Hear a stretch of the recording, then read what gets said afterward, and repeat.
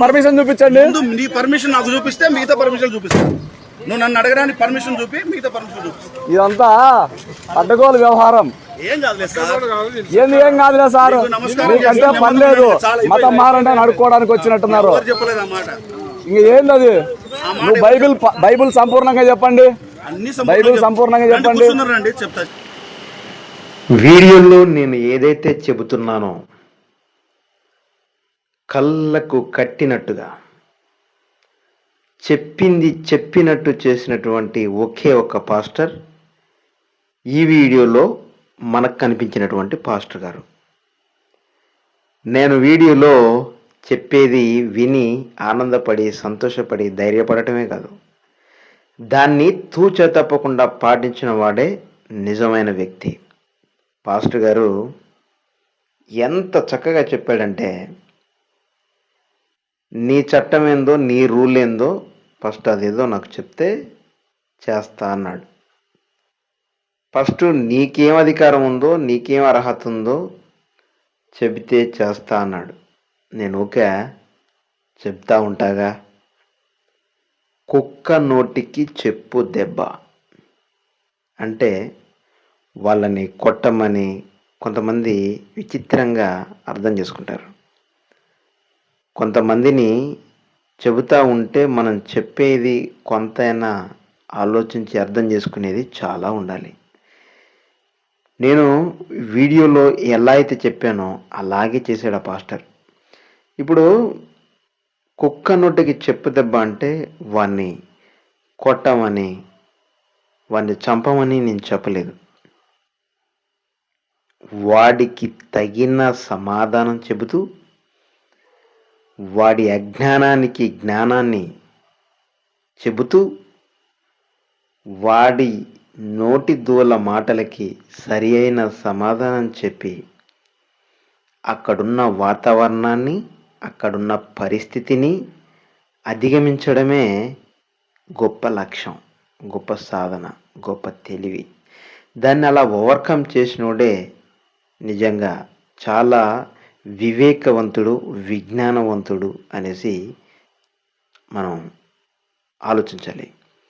ఇక్కడ ప్రతిరోజు ఇప్పుడు వన్స్ అపాన్ టైం ఒక 10 years బ్యాక్, ఒక 15 years బ్యాక్, 20 years బ్యాక్ లాగా ఇప్పుడు లేదు. ఇప్పుడు ప్రతి ఊరు వాడ వీధి మతోన్మాద పిచ్చి ప్రతి ఒక్కరికి భయంకరంగా పూశారు, భయంకరంగా రాశారు. అది ప్రతి మనిషికి ఆక్సిజన్ ఎలా దొరుకుతోందో భారతదేశంలో ఆక్సిజన్ అయినా దొరకదేమో బ్రతకడానికి, కానీ మరి మతోన్మాదం అనేది ప్రతి ఊరిలో, గ్రామంలో, జిల్లాలో, మండలంలో, నగరంలో అసలు గాలి అయినా ఈ ప్లేస్లో దొరకదు అని మనం అనుకోవచ్చు. కానీ ఈ మత పిచ్చి ఏదైతే ఉందో అది ప్రతి గ్రామంలో, పల్లె వీధి సందు గొంతులలో డేగ కన్నులతో ఎదురు చూస్తూ ఉంది. కాబట్టి ప్రతి పాస్టర్ గారు, ప్రతి పాస్టర్ అమ్మ, ప్రతి క్రైస్తవుడు చిన్న పాస్టర్ల కోసం ఏ పెద్ద పాస్టర్ రాడు, గుర్తుపెట్టుకోండి. మిమ్మల్ని మీరు ప్రొటెక్షన్ చేసుకోవాలి. ఇప్పుడు మేము కూడా క్రైస్తవ్యం కోసం పోరాడుతూ ఉన్నాం. కానీ మీరున్న ప్లేసుల్లో, మీరు పోరాడే సమయంలో, మీరు కొట్లాడే సమయంలో, మీరు సువార్త చెప్పే సమయంలో ఎవడైనా మీ మీదకి వచ్చినప్పుడు మీరు దేవుడు తప్ప అక్కడ మేము ఉండం.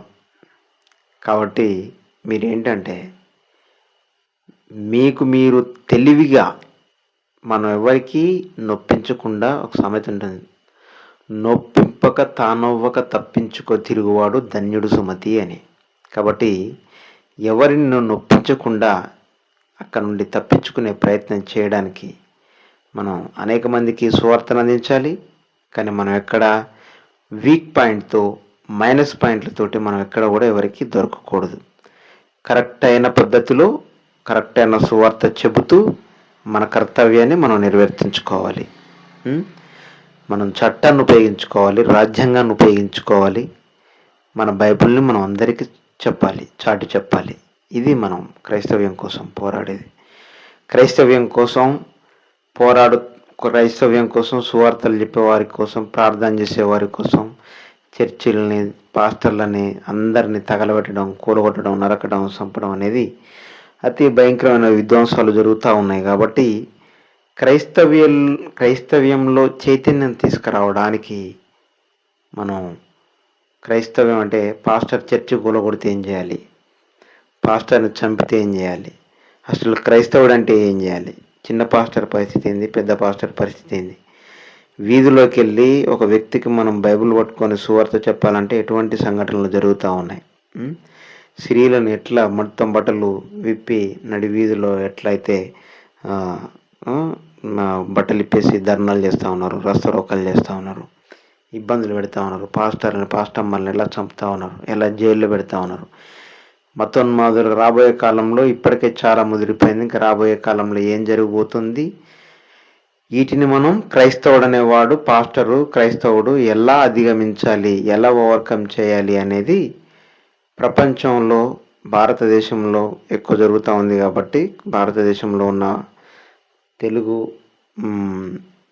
పిల్లలందరికీ, 2 రాష్ట్రాల తెలుగు వాళ్ళందరికీ ఒక బ్రహ్మాండమైన ఒక షార్ట్ ఫిల్మ్ ఎట్లా ఓవర్కమ్ చేయాలి, ఎలా అధిగమించాలి క్రైస్తవుడు ఈ మతోన్మాదుల నుంచి అనేది మనం షార్ట్ ఫిల్మ్ తీస్తూ ఉన్నాం. అది చాలా విజ్ఞానాన్ని ఇచ్చేది, చాలా ఖర్చుతో కూడుకుంది. దయచేసి పిచ్చి పిచ్చి వాళ్ళకి, మోసగాళ్ళకి, మసిబూసి మారేడుగాయలు చేసి గొర్రె చర్మం కప్పుకున్న తోడేళ్ళకి మీరు డబ్బులనిచ్చి వాళ్ళ ఆస్తులని కూడగొట్టుకునే ప్రయత్నం చేయకుండా క్రైస్తవ్యం కోసం పోరాటం చేసి, క్రైస్తవ్యం కోసం మనం ఎలాంటి అవగాహన సదస్సు లాంటి ప్రయత్నాలు కల్పించాలో వాళ్ళకి అటువంటి ప్రయత్నంలో మీ రూపాయి, మీ సహకారం ఉండాలి. దాని ద్వారా చాలా ఖర్చుతో కూడుకుంది. కెమెరామెన్లకి ఇవ్వాలి, యాక్టర్స్కి ఇవ్వాలి, తర్వాత మ్యూజిక్ ఆర్ఆర్ చేసే వాళ్ళకి ఇవ్వాలి, దాన్ని మేకింగ్ చేసే వాళ్ళకి ఇవ్వాలి. చాలా ఖర్చులు ఉన్నాయి, చాలా టైం వెచ్చించాలి. కాబట్టి క్రైస్తవ్యం కోసం పోరాడే మాకు తప్పకుండా సహకరించండి ఆర్థికంగా. ఈ షార్ట్ ఫిలింలో ఎవరెవరైతే ఆర్థికంగా సహాయం చేస్తారో మీరు ఫోన్పే నెంబర్ ఇచ్చిన ఫోన్పే నెంబర్కి డబ్బులు పంపించిన తర్వాత, ఇది షార్ట్ ఫిలిం కోసం, క్రైస్తవ్యం కోసం మీరు తీయబోయే షార్ట్ ఫిలిం కోసం అనేసి ఎప్పుడైతే ఫోన్పేలో, గూగుల్ పేలో మీరు డబ్బులు పంపిస్తారో దాని కింద తెలుగులో కానీ ఇంగ్లీష్లో కానీ రాసి పంపించండి.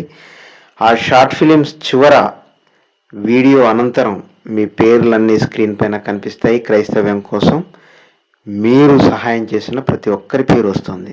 తప్పక అలా చేస్తారని, క్రైస్తవ్యం కోసం పోరాడే వారికి సహకరిస్తారని తెలియజేస్తూ నేను మీ అదల రవి. అందరికీ ప్రైజ్ లార్డ్. నమస్కారం. జై భీమ్.